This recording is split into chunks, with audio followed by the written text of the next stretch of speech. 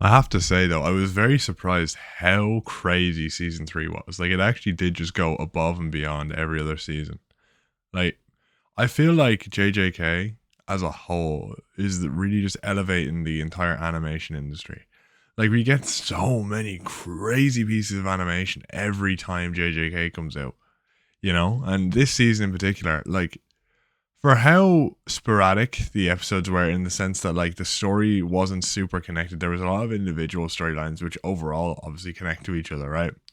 But like you got the Maki storyline, you got the story, you have Yuji's storyline, Fushiguro's storyline, which those two connect. But then you have the story with Yaga and stuff, and you have the story, you obviously with his stuff in the colony and things like that, and the individual stories of like Higuruma and Reggie and things like that. They don't all connect. This season was very, what would you call it? What's it? Anthology style. We got a load of different stories that aren't going to connect until season four, right? And we had bits that were obviously connected together, like Yuji's journey to recruit people for the culling games and stuff like that. But one thing I found very interesting was each episode of this season of JJK felt like its own thing. It had its own beginning and end in a way where it didn't. It felt like it was his own episode. It felt like it was his own story, especially the Maki episode. Like we don't talk about it enough because it was midway through the season, but that Maki episode was one of the most incredible things I've ever seen. Like I knew I was excited for this season because of that Maki episode alone. That's what I was excited for when it came to JJK this season. That's what I was looking forward to. I didn't know they were going to get to the three domain fight. I didn't realize that was going to be the final episode, but I'm very, very excited for season four now after this. Like every episode of season three was balls to the wall crazy. Like Maki, right? Maki gets better and better every single season. She's one of the best characters in the entire show. One of the best female characters in Shonen. Full stop. Like she's actually incredible. Everything she does is incredible. Like it's just mad. I always say this. I say this all the time when it comes to women in shonen, that I want them to kick ass, right? I've always said that. I've always said that was my big problem with Nico Robin, right? She comes in as this big badass and then doesn't get a fight for 10 years, right?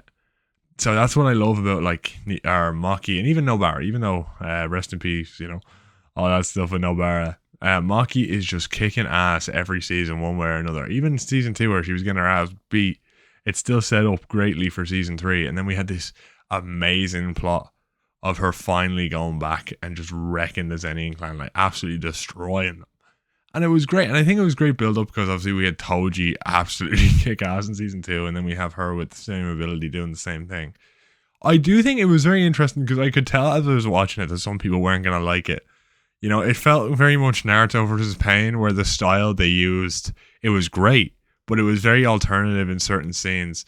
That some people are not going to like the way this was shot, but I really enjoyed it. I really enjoyed the stylistic ways they went about it, how they switched styles during the fight pretty often to have a different effect for each major moment.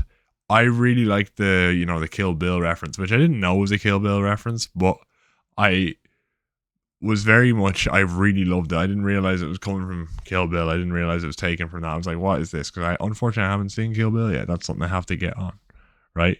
But it was incredible. Like, and especially because for manga readers, Gege didn't finish those chapters. He didn't actually get to a stage where he was happy with the Maki Zenin chapters. They were unfinished. So it was great to finally see a finished version of them in such a stylized way, in such a fluid way. And let's be real, the memes with Alicia Liu, the figure skater, were incredible, man. They were pretty sick. I love the ones where it's like the song, the Zara Larson song, and then it's just her and Takaba. Oh, it's so funny, man. Honestly, the memes of JJK are incredible. They really are. Some of my favorite stuff about JJK are the memes, man. They're actually top notch, like insane. I love them so much. But that particular episode was probably my favorite. Like, I did really like the final episode with Yuta versus the two ancient sorcerers. It was incredible. But I just think it was pure action, and it was some of the best action I've ever seen, some of the best animation I've ever seen. But I do think I prefer the story overall, and obviously the good animation of the Maki episode. I think that's my personal favorite. If not that, all the Yuji episodes were incredible. So I loved that fight with Panda. It was like great. Or that scene in That scene when he was talking to Akari and he did all the small movements, and like when you're just sitting there and you're making tiny little movements or you're stretching and things. They put that in the show, real fluid, real nice. Oh, it was beautiful. And let's not lie, that opening was fire. When you have a great season and it has a fantastic opening, you're in for some good stuff. Like, I was so happy that we got such a good opening, man. I was vibing to it every single week.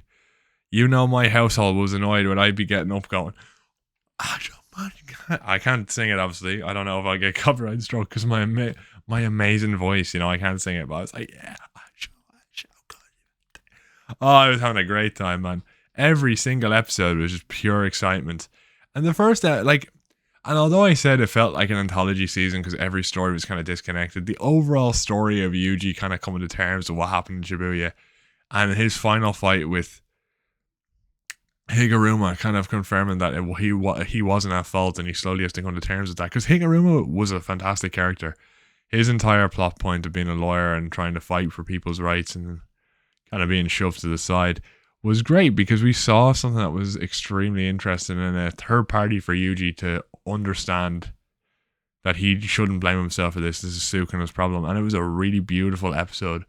A really weird fight. I don't remember Higuruma doing half that stuff in the manga, but it was really, really fun. And that's the best thing I can say about this season, was it was just so fun to watch. So enjoyable to watch. Even the new stuff they added in, it was just great. It was just fun. It was a great vibe. I was hoping this season was going to end on like the Kenjaku and Yuki stuff. Maybe it is. Maybe this isn't the last episode. This video is going to be useless. I should have probably Googled that beforehand, but I was pretty sure this was the last episode. So we'll have to see. We might get that fight in the end. I really thought that's where the season was going to end, the fight with Kenjaku, but obviously not. And I'm looking forward now. That's probably how they're going to start off the season for season 4. And there's so much JJK content. Like, we had Modulo around the same time. It was just a perfect run. It really was. It felt like old shonen again, where you had a great manga running alongside a great anime. And I know Modulo was a bit hit and miss for some people. I really enjoyed it. I loved Modulo.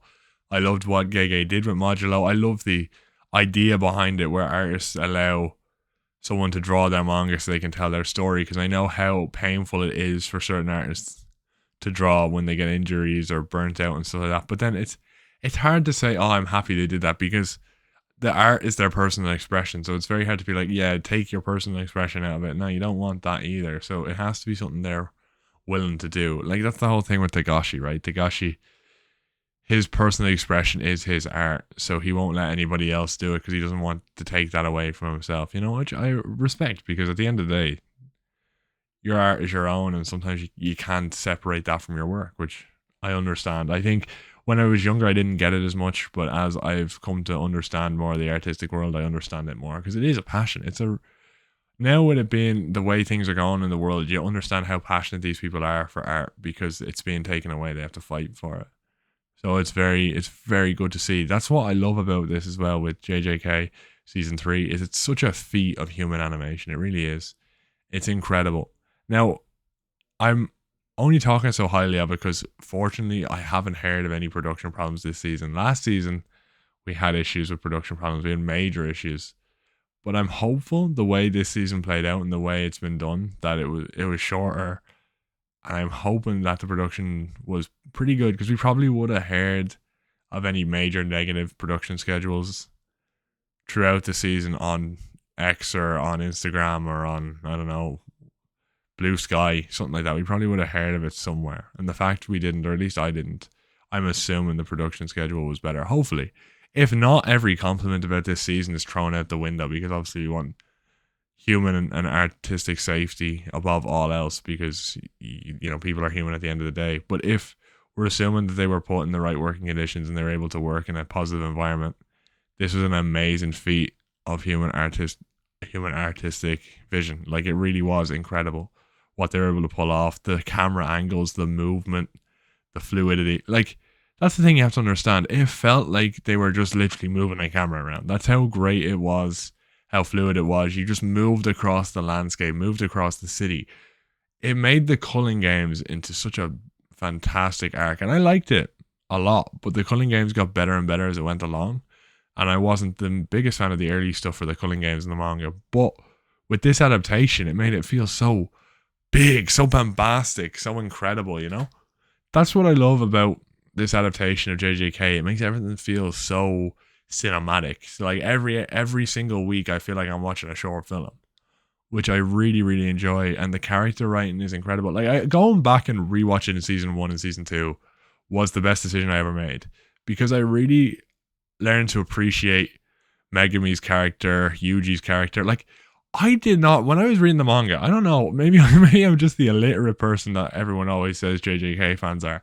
I didn't pick up on all the stuff with his sister and the Culling game stuff. I must have skimmed past it. It wasn't until I rewatched it I saw how important Sumiki was to his character. It's like, man, I missed that completely. Or even Yuji, his whole battle with being a Jujutsu sorcerer and the slow fall into depression. You only see that. I only saw that on a rewatch, and it's incredible. And I still love Todo. My best two friend do, you know? I love Todo, man. Let's go. I want to cosplay him someday so bad, but Irish weather just won't allow it, man. I can't go shirtless in Irish weather. It's just not happening. So we'll have to find, like, I might go with his purple shirt form and just pull it off for a photo shoot. Yeah, let's go. That's the plan. But honestly, man, like, it was an incredible season, an incredible feat of animation. I just can't believe they were able to pull it off, especially after like Chainsaw Man Reze film, because it's the same company that made that as well, and it was phenomenal. They're just pulling like new feats of animation out their hole every single season, which is incredible. Not to say they're not the only good anime this season. We got Free Room, we got Oshinoko, we got Fire Force, we got loads of stuff coming out. Like, there's tons of things coming out. Oshinoko's kind of crazy, by the way. Like, it's just been kind of nuts. It's a bit weird. Like, I know the story. I've heard like the story goes a bit downhill over time, and right now it's been pretty solid. There is a few things I'm worried about, but like the overall story quality has been pretty good, and I'm excited to see where it goes. But man, I'm hoping it doesn't go downhill. You know, it's one of those things where it's been a really interesting look into the entertainment sphere, and I think alongside what's going on in the real world, it's been really interesting to see. And then obviously Freerun has been great. I'll talk about Freerun when it finishes. Well, it finishes tonight, but I'll talk about it at some stage later on. And like, I'm so excited for the next season. I'm a bit disappointed in how short this season was, mainly because I think I had an idea in my head on where it was going to end, and it's nowhere near that. So, but now that my expectations were reset halfway through, I'm kind of like, I'm getting ready for it. I'm excited, you know. But with JJK as a whole, like, it was my favorite thing this season by far. Like, as I said, it was literally like watching a movie every week. And if you haven't watched JJK yet, honestly, I'd recommend it, starting it as your first anime. I think it's the best of both worlds when it comes to JJK, because it's modern in its sensibilities, in the sense you won't get any of the weird 90s jokes that turn people off, but you'll get the action quality. That's the most incredible stuff. Like, you will really get, if you don't get locked into JJK, if you don't like JJK, I think you need to go and look at a different genre. I think action shonen just isn't for you. I think JJK is the perfect way to be like, if you're coming into anime for the action, because you can't find that in live action as much, for the amount of action and badass things that happen. If that's what you want, if that's what you're looking to get out of anime, along with some great character writing and some amazing fights, character writing and fights. If you're looking for those two things, JJK is the thing for you. And some lore. There's a lot of lore in JJK that you'll only see maybe on a second watch, or you'll only get as you're in the second season. You'll only come to understand. It's just fantastic. I've really enjoyed JJK, and I did read the manga. And was I disappointed with the ending at first? Yeah. And did Modulo help me kind of come to terms with that? It did. And I'm hoping the anime kind of adds in all the stuff we learned to really come together with the end, because I heard that's what they did for what Bones did for My Hero, and I'm very excited to see over the next coming years how they put a bow on this beautiful piece of work.